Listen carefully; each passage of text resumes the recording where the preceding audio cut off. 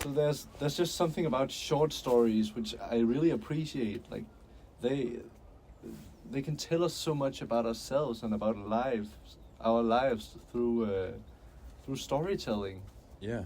Hmm? It gets so relatable at times. Very much so. Just like, have you read White Elephants? Hills Like White Elephants by Ernest Hemingway. Yeah, that's what it's called. Yes, I have. It's the one where the guy who really loves trains. He sits at the train station with his girlfriend, and they just love each other so much. And it's a beautiful story about how a passion for something can heal your interpersonal relationships. I love that one. It's a great story, man. That's not what it's about at all. You want to fight about it? Yeah. Yeah. I do. Cool.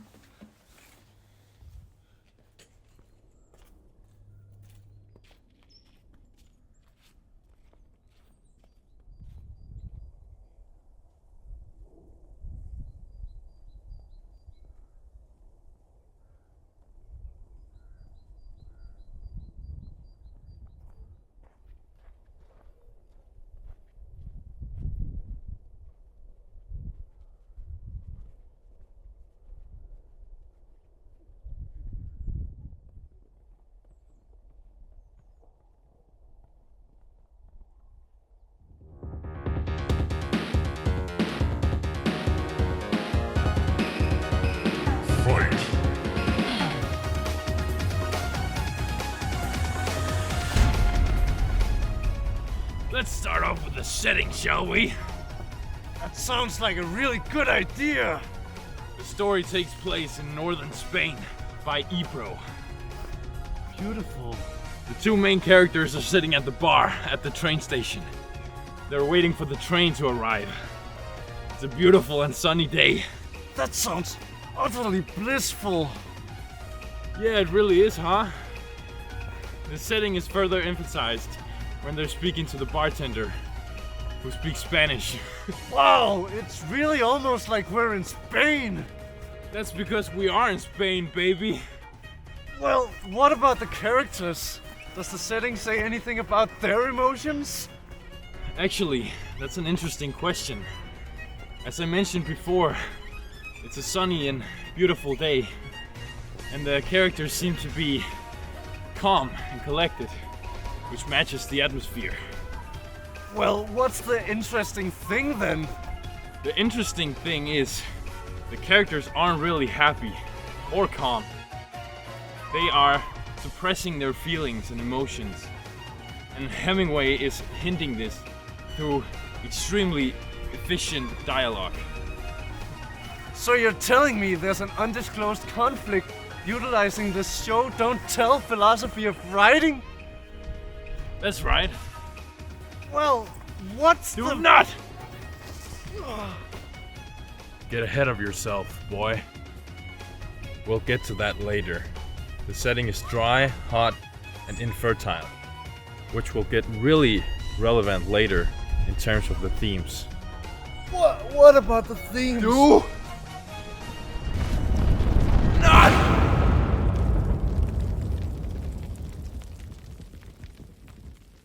get ahead of yourself, boy. Anyways, that's the setting in a nutshell. In terms of the narrator, or the point of view, the narrator is a first-person narrator. Did you just say? The narrator is a first person. Either my hearing was severely damaged from the blast, or you're so weapons-grade stupid that your stupidity exceeds human comprehension. But I thought... Well, you're wrong!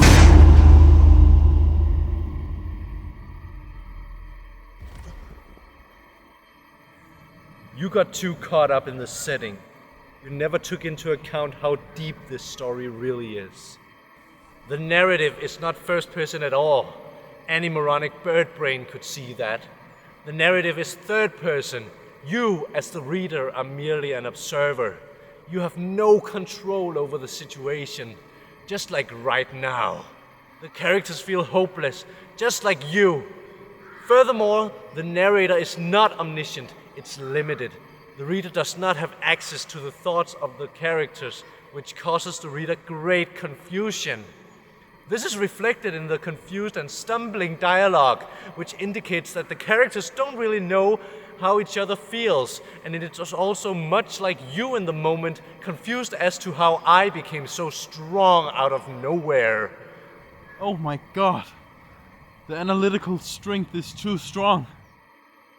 I never thought this story would be this deep.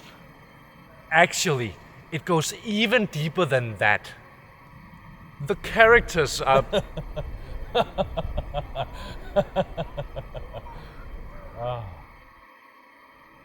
Why focus on the characters when there are more pressing matters at hand?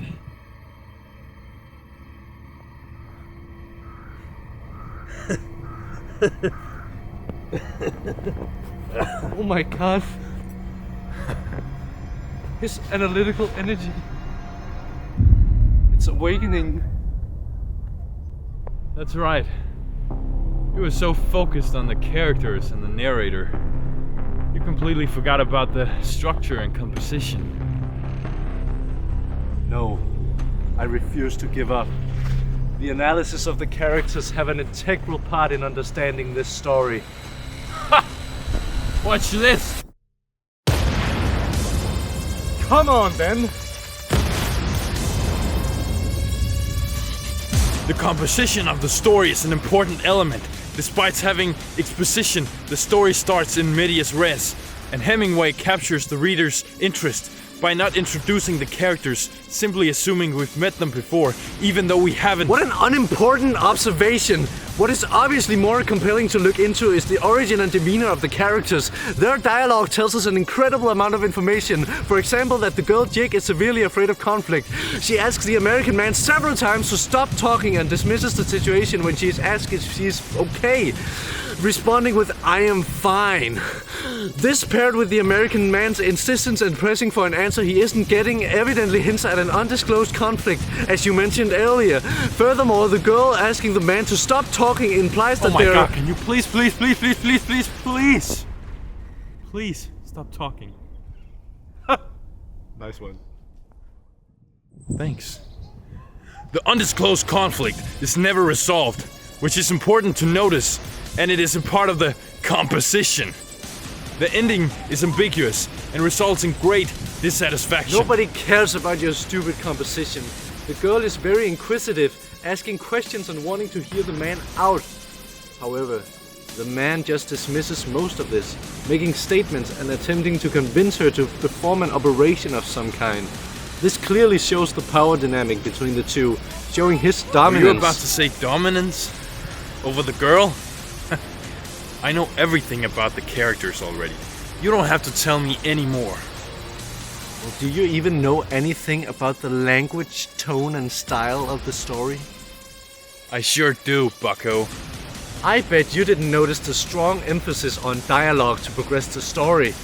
Except for the exposition describing the environment, descriptive passages are quite rare. Of course I noticed that. Furthermore, the dialogue brings forth a depressive mood, proving that some sort of conflict is present, without directly addressing it. That's a ridiculous theory. What would that conflict even be? Listen, I don't know what it is, but I know it's there.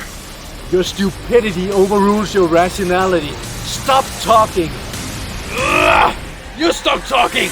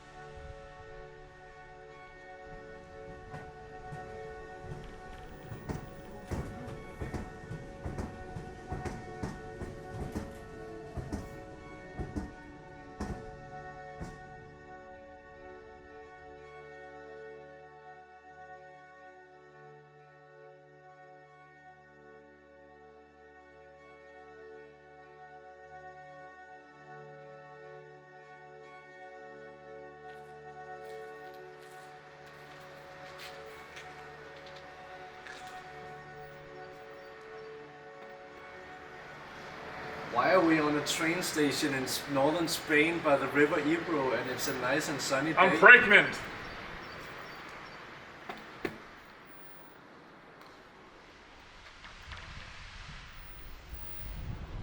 Please have an abortion, actor.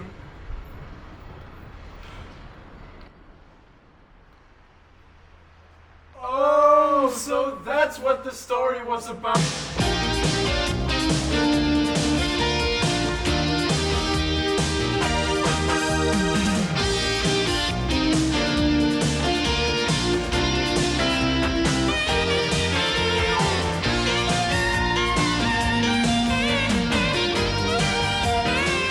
That's a ridiculous theory. What would that climate even be?